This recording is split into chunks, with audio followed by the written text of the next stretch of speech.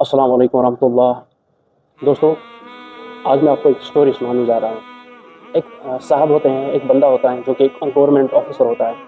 3 بچے ہوتے ہیں، 3 بیٹے ہوتے ہیں۔ تو وہ اپنی جوانی میں ان بچوں پر سارا کچھ لگا رہا ہے، ان پر خرچ کر رہا ہے، ان کی فیسیں پوری کر رہا ہے، ان کی ہر ایک خواہش پوری کر رہا ہے۔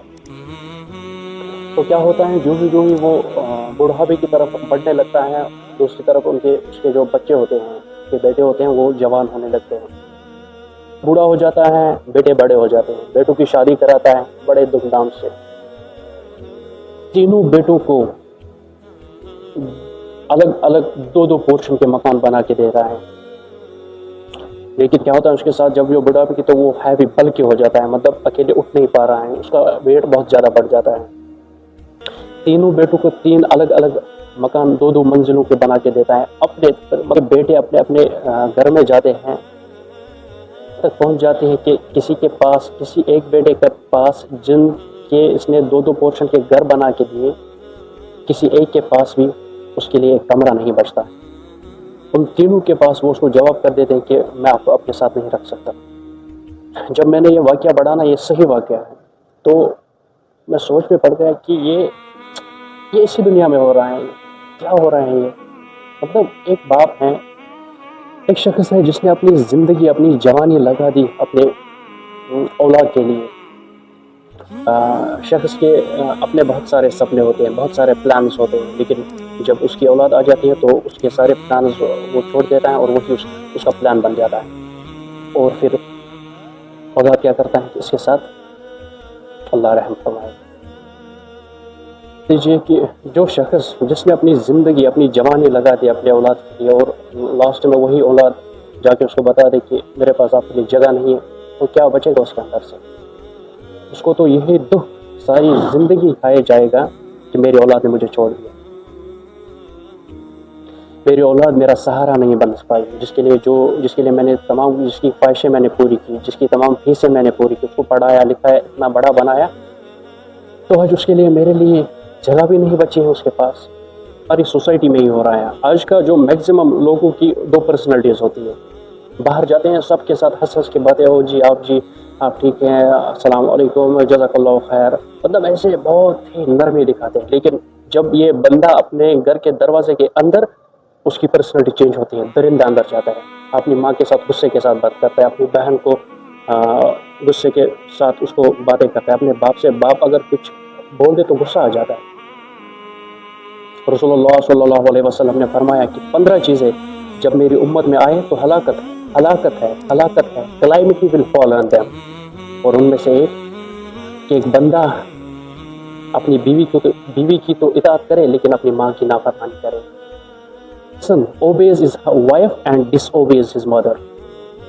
Person talks to his friend gently and he is harsh on his father. ایک اور حدیث میں آیا کہ رسول اللہ صلی اللہ علیہ وسلم نے فرمایا ان تلد الامۃ ربتہا، کہ ایک لونڈی اپنے ماسٹر کو جنے گی۔ A slave woman will give birth to her master.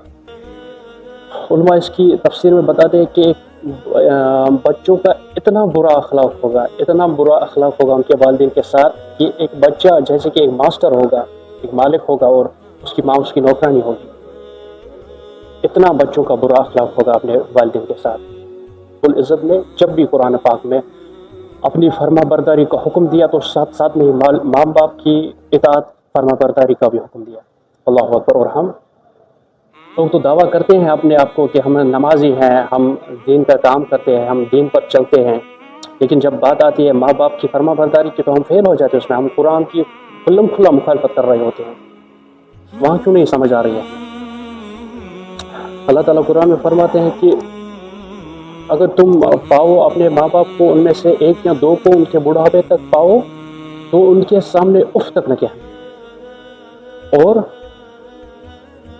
یہاں پر اولاد اپنے باپ کا اف تو کیا گریبان پکڑ لیتے ہیں، اپنی ماں کے ساتھ کر رہے ہیں۔ اف تو چھوٹی بات ہے ان کے لیے۔ ایک بات میں آپ کو بتا دیتا ہوں، it is a message to you. The quickest way to destroy your life is to start misbehaving with your mother. اگر آپ کو بہت ہی جلدی برباد ہونا ہے، اپنے آپ کو ذلیل کرنا ہے، اس کا شارٹ کٹ یہ ہے کہ تم اپنی ماں کے ساتھ نافرمانی کرو یا اپنی ماں کے ساتھ مس بہیو کرو۔ آپ کو یہ بتاتا چلوں کہ اس بیٹے کو اپنی قسمت پر رونا چاہیے کہ جو جس کے ہاتھ اپنے باپ کے گرے بان تک پہنچ چکے، رونا چاہیے اس کو اپنی قسمت پر، کیونکہ اور یہ جو مطلب اولاد نافرمانی کرتا ہے اپنے ماں باپ کی، اس کی ایک بہت بڑی وجہ اس کے ذمہ دار اگر ہم دیکھیں تو اس کے والدین بھی، کیونکہ جب یہ بچہ جب اس کی اپ برنگنگ ہو رہی تھی تو کون کر رہے تھے؟ اس کے ماں باپ، وہی تو ذمہ دار ہیں۔ کیوں انہوں نے اس کی تربیت دین پہ نہیں کی؟ کیوں انہوں نے اس کو ایسا، آج کل ہماری سوسائٹی میں کیا ہو رہا ہے، بچہ روتا ہے، ماں اس کو فون دے دیتی ہے، لے لے بچہ کارٹون دیکھتے، لے لے فون میں ریلز دیکھتے، تو کیا ہوگا؟ اس بچے کی سوچ کیسے ڈیولپ ہوگی؟ اس کی ایک وجہ ماں باپ خود ہے کہ جو بچے بگڑ رہے ہیں۔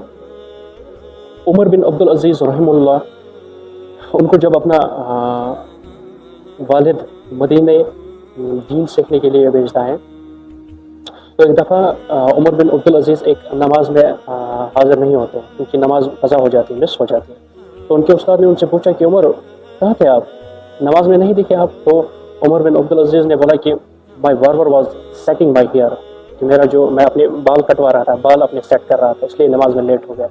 تو اس کے استاد نے اس کے باپ کو خط لکھ دی کہ فلاں ٹائم میں عمر بن عبدالعزیز آپ کا بیٹا نماز میں، انہوں نے نماز چھوڑ دی، کیوں؟ کیونکہ وہ اپنے بالوں کو سیٹ کر رہے تھے۔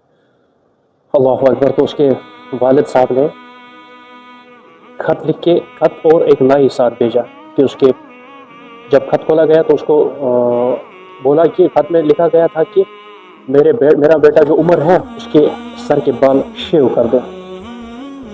اللہ اکبر۔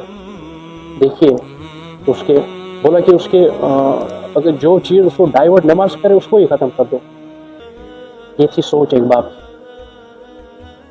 اللہ تعالیٰ ہمیں بھی توفیق دے دے کہ ماں باپ بھی اپنے بچوں کی صحیح تربیت کرے اور بچے بھی اپنے ماں باپ کی فرما برداری کرے۔ میں اب بس دو چیزیں کہہ رہا ہوں کہ یہ پیرنٹس کے لیے، ماں باپ کے لیے، کہ دو چیزیں کریے اپنی زندگی میں۔ ایک تو اپنے بچوں کی تربیت دین پہ کر دیجیے، کیونکہ اگر آپ دین پہ اپنے بچوں کی تربیت نہیں کریں گے، دین نہیں سکھائیں گے، تو یہی ہوگا، لاسٹ میں نافرمانیاں ہی ہوں گی۔ آپ جتنا چاہے ان کے لیے کریں، اگر اس میں دین کا سینس نہ ہوا تو لاسٹ میں یہی ہوگا، آخر میں آپ کے ساتھ نافرمانیاں ہی ہوں گے۔ اور دوسری بات، خود اللہ تعالیٰ سے بناؤ، بے شک اور کسی سے نہ بناؤ، کیونکہ آخری میں، کیونکہ جب بندہ اکیلا ہوتا ہے، تنہا ہوتا ہے، تو ایک ہی سہارا ہوتا ہے، وہ اللہ۔ بے شک کسی اور سے نہ بناؤ، لیکن اللہ سے بناؤ۔ جو اللہ کا بن گیا اسے تو اس کے بعد کوئی پرواہ نہیں۔ بے شک اللہ کے راستے میں آنے کے لیے لوگوں کو ناراض کرنا پڑے تو کر لو، کیونکہ جو بندہ اللہ کو راضی کرنے کے لیے مخلوق کو ناراض کرتا ہے، لاسٹ میں اللہ تعالیٰ تو راضی ہوتے ہی ہیں، لوگ بھی راضی ہو جاتے ہیں لاسٹ میں۔ اور جو بندہ لوگوں کو خوش کرنے کے لیے اللہ تعالیٰ کو ناراض کرتا ہے، آخر میں اللہ تعالیٰ تو اس سے ناراض ہوتے ہی ہیں، لوگ بھی ناراض ہو جاتے ہیں۔ میں جوانوں سے بھی گزارش کرتا ہوں کہ اپنے ماں باپ کی خدمت کیا کریں، کیونکہ ہر کسی کو نہیں ملتا ہے یہ موقع کہ وہ اپنے ماں باپ کی خدمت کر سکے۔ ماں باپ کا سہارا ہے نا، وہ دنیا کا سب سے امیر آدمی ہے۔